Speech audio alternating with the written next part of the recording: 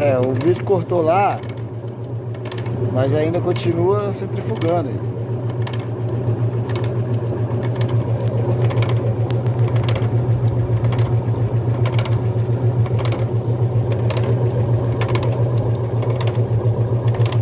Eu acho que pra mim tá normal. Tem um barulhinho aqui, mas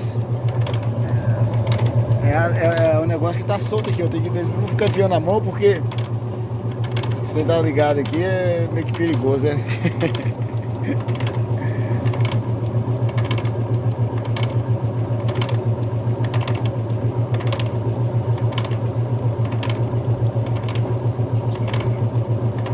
Leva um tempo, né, velho?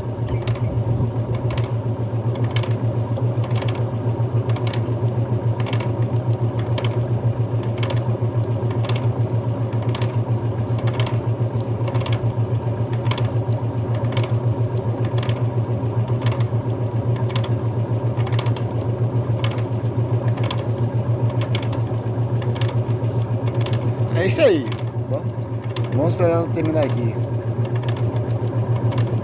E agora vamos demorar um tempo aí, mas tá, eu acho que tá certo, eu acho que tá correto.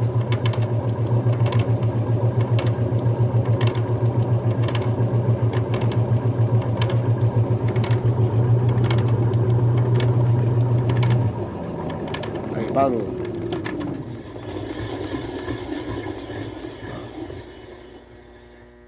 Bom, agora como a bomba ligou, que eu tenho enchendo para dar uma enxaguada na roupa, eu vou desligar ela aqui. Porque como eu tô sem a minha torneira de entrada lá, mangueira de entrada lá conectada aqui na torneira, não vou queimar minha bomba, né, mano?